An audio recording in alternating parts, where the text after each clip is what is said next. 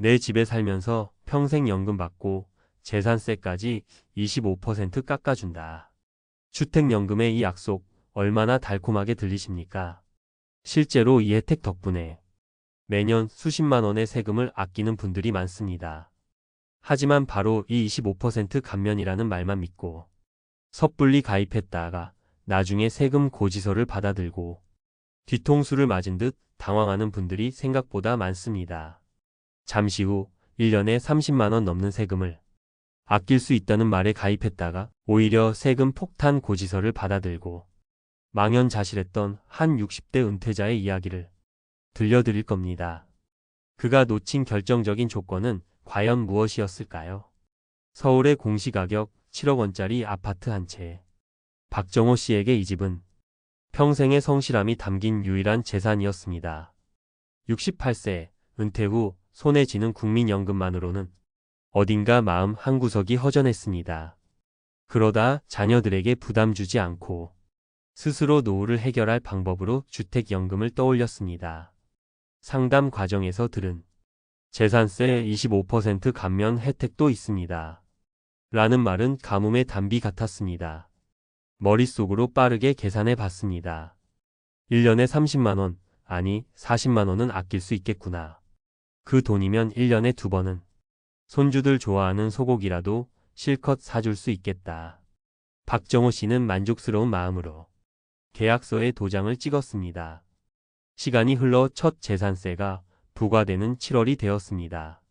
그는 우편함에서 날아온 구청의 고지서를 무심코 뜯어보았습니다.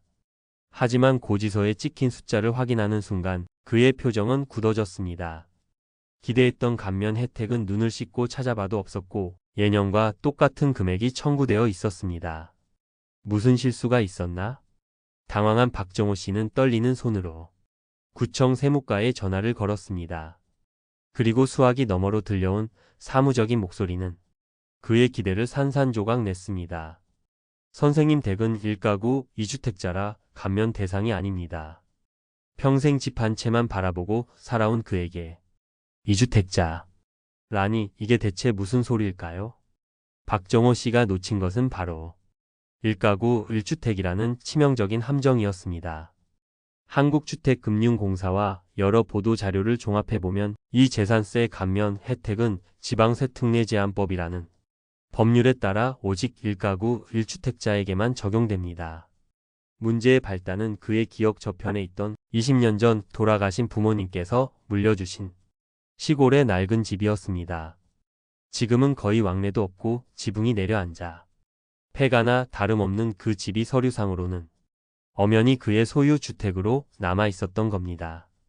이 때문에 세법상 그는 1가구 2주택자로 분류되어 감면 대상에서 제외된 것입니다. 이처럼 본인도 잊고 있던 상속주택 혹은 자녀에게 사준 작은 오피스텔의 공동명의 지분처럼 자신도 모르는 사이에 다주택자로 분류되는 경우가 이 함정의 핵심입니다. 설령 박정호 씨가 1가구 1주택 조건을 만족했더라도 또 다른 함정이 그를 기다리고 있었을지 모릅니다. 바로 5억 원 기준이라는 반쪽짜리 감면의 비밀입니다. 많은 분들이 내 집값 전체에 대해 25%를 깎아준다고 생각하지만 관련 규정을 자세히 들여다보면 사실과 다릅니다. 주택의 공시가격 등이 5억 원을 초과하면 재산세 전체의 25%가 아닌 5억 원에 해당하는 재산세 금액을 기준으로 25%를 감면해 줍니다. 쉽게 말해 내 집이 8억 원짜리라고 해서 8억 원 전체에 대한 재산세에서 25%를 깎아주는 게 아닙니다. 5억 원짜리 집일 때 나올 세금을 기준으로 그 금액의 25%만 깎아주는 방식입니다. 당연히 기대했던 것보다 감면액이 훨씬 적을 수 있다는 점을 반드시 아셔야 합니다. 자, 지금까지 우리는 재산세 감면이 두 가지 가장 큰 함정에 대해 알아봤습니다. 하지만 여기서 끝이 아닙니다. 많은 분들이 또 오해하는 부분이 있습니다. 일부 오래된 온라인 정보에서는 감면 혜택을 받으려면 주택연금 가입 증명서를 떼서 구청에 직접 신청해야 한다 고 안내하기도 합니다. 하지만 최신 보도에 따르면 이는 사실과 다릅니다. 현재는 한국주택금융공사가 매년 과세 기준일인 6월 1일에 맞춰 대상자 명단을 각 지방자치단체에 직접 통보합니다. 따라서 조건을 충족한다면 별도의 신청 절차 없이도 알아서 감면된 금액으로 고지서가 발송됩니다. 또 하나의 큰 오해는 세금 납부의 주체에 관한 것입니다. 주택연금에 가입하며 집 소유권을 공사에 넘기는 신탁 방식을 선택하면 왠지 재산세 고지서도 공사로 갈 것 같지 않으신가요? 한 경제 전문 매체의 분석에 따르면 이는 명백한 오해입니다. 신탁 방식이든 저당권 방식이든 상관없이 재산세와 종합부동산세의 납세 의무자는 여전히 가입자 본인입니다. 감면은 되더라도 세금 고지서는 어김없이 내 이름으로 날아온다는 사실, 이 점을 모르고 있다가 고지서를 받고 당황하는 일이 없어야겠습니다. 여러분이라면 이 상황에서 어떤 선택을 하셨을 것 같나요? 박정호 씨와 같은 실수를 피하기 위해 우리가 지금 당장 할 수 있는 일은 무엇일까요? 첫 번째 슬기로운 대비책은 가입 전 세목별 과세증명서부터 확인하는 것입니다. 주택연금 상담을 받기 전에 가까운 주민센터나 정부24 웹사이트에서 지방세 세목별 과세증명서 단 한 장만 떼어 보십시오. 이 서류 한 장이면 현재 내 가구 명의로 어떤 부동산이 등록되어 있는지 명확하게 확인할 수 있습니다. 나도 모르는 주택이 있다면 가입 전에 이를 정리할지 여부를 먼저 결정해야 합니다.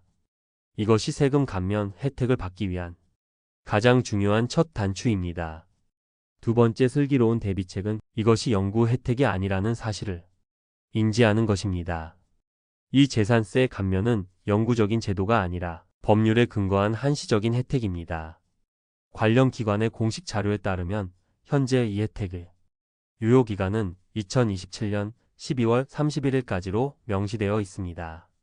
물론 그간 계속 연장되어 왔지만 미래에 법이 개정되어 혜택이 축소되거나 사라질 가능성도 항상 열려 있다는 뜻입니다.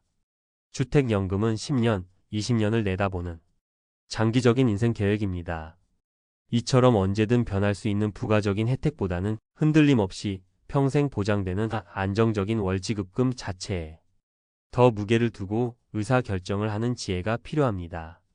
주택연금의 재산세 25% 감면은 분명 달콤하고 매력적인 혜택입니다.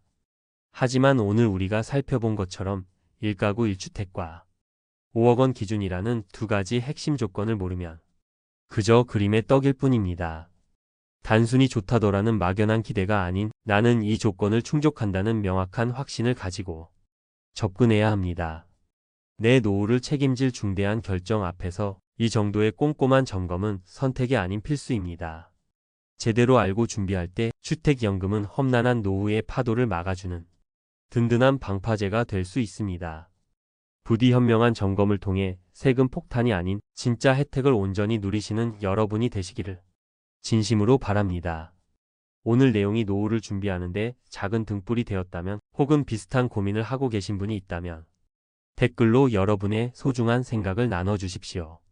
여러분의 이야기가 다른 분들에게 큰 용기와 지혜가 될 수 있습니다.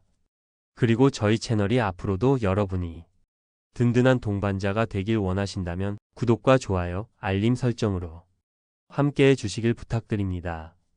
감사합니다.